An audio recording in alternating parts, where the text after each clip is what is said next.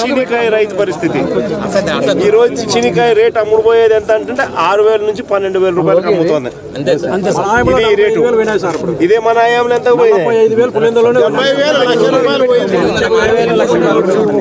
Minimum rate 30,000 నుంచి 1,00,000 రూపాయల దాకా. మినిమం రేటు 30,000 నుంచి 1,00,000 రూపాయలకు అమ్మినది వైఎస్ఆర్సీపీ రెజీమ్ లో అయితే ఇప్పుడు 6,000 నుంచి 12,000 కూడా కొనే నాతులు లేడు. మన దీంట్లో కూడా మళ్ళా సూట్ అని మన సూట్ అని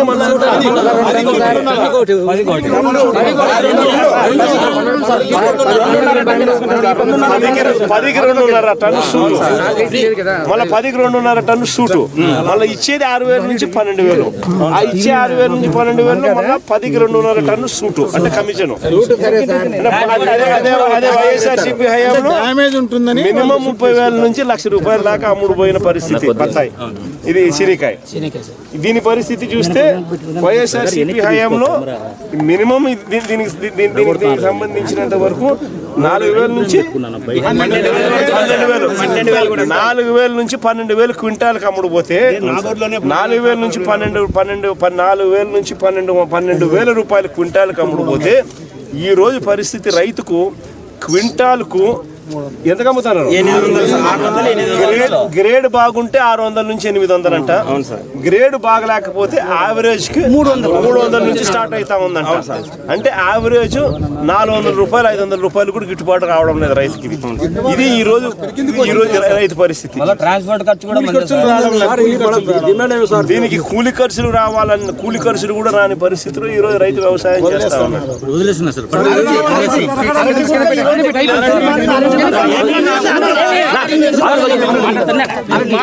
అరటి పరిస్థితి కూడా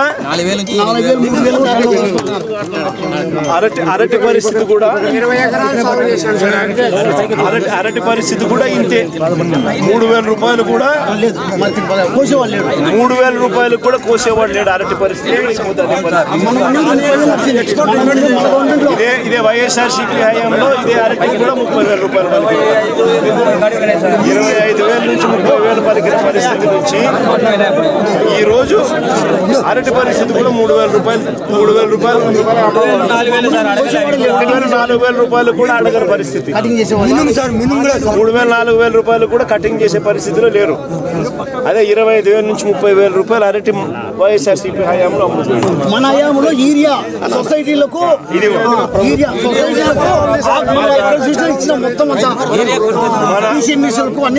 వైఎస్ఆర్సీపీ హయాంలో ఎటువంటి బ్లాక్ లో అమ్మే పరిస్థితి అసలు ఏ రోజు ఎప్పుడు జరగల, ఊహకు కూడా అందల. ఆర్బీకే వ్యవస్థ ద్వారా ప్రతి రైతుకు కూడా తన గ్రామంలోనే సప్లై జరిగే కార్యక్రమం జరిగేది. కమిషన్ అనేది ఎక్కడా తీసుకునే పరిస్థితి ఉండదు, బ్లాక్ లో అమ్మే పరిస్థితి అనేది ఎక్కడా ఉండదు. ఈ రోజు ఏదైనా కానీ బ్లాక్ లో అమ్మడము, కమిషన్ తీసుకోవడము, యూరియా రేటు కన్నా కూడా 200 రూపాయలు బ్లాక్ లో అమ్ముకునే పరిస్థితి. మందులు తీసుకుంటే యూరియా ఇచ్చాం, అది కూడా రకరకాల. ఇంకోటి 200 రూపాయలు ఎక్కువ తీసుకోలేకపోతే ఈ మందు తీసుకుంటే యూరియా ఇస్తాం అని చెప్పి ఈ మాదిరిగా రైతులను ఆడుకుంటా ఉన్న పరిస్థితి. అదే వైఎస్ఆర్సీపీ హయాంలో అసలు ఎక్కడా కూడా బ్లాక్ అనేది లేదు. 265 రూపాయలుగా రోజులు పూర్తిగా రైతు చేతుల్లో యూరియా బ్యాగ్ పడేది. ఊరికాడనే రైతు చేతుల్లో ఆర్బీకే వ్యవస్థ ద్వారా రైతు దగ్గరనే ఊరి దగ్గరనే అమ్ముడుపోయేది, రైతులకు ఇచ్చేవాళ్ళు. సొసైటీలు, ఆర్బీకేలు ఇవన్నీ కూడా రైతులకు అందుబాటులో ఉండే కార్యక్రమం. ఈరోజు సొసైటీలు లేవు, ఆర్బీకేలు లేవు.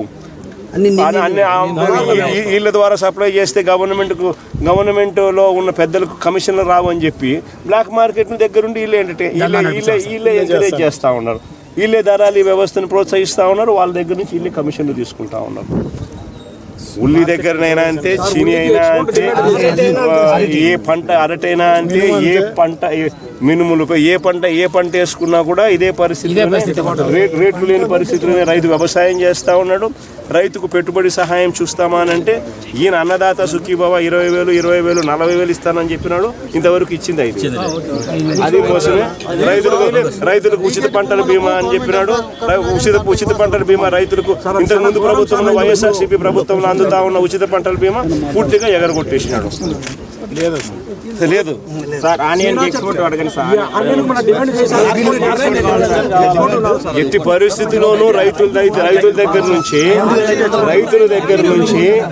కనీసం అంటే రైతులకు 2,500 రూపాయలు కనీసం అంటే ఇచ్చి రైతుల దగ్గర నుంచి కొనుగోలు చేసే కార్యక్రమం జరగాలి.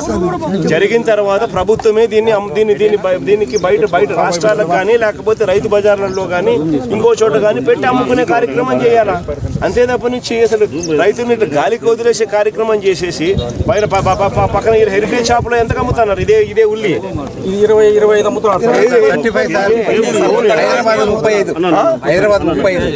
ఇదే హెరిటేజ్ లో ఎంత అమ్ముతున్నారు? 35 రూపాయలు. ఇదే హెరిటేజ్ లో వీళ్ళు అమ్మేది ఎంత రేటు అమ్ముతారు? కేజీ 35 రూపాయలకు అమ్ముతారు. రైతుకి ఇచ్చేదేమో 6 రూపాయలు, 8 రూపాయలు. హెరిటేజ్ లో ఏమో 35 రూపాయలకి అమ్ముతున్నారు. మరి ఎందుకు ఇదే రైతుకు 25 రూపాయలన్నా కనీసం ఇచ్చి కూడా 35 రూపాయలకి అమ్ముకోవచ్చు కదా, ఒక రవ్వ లాభాలు తగ్గించుకొని.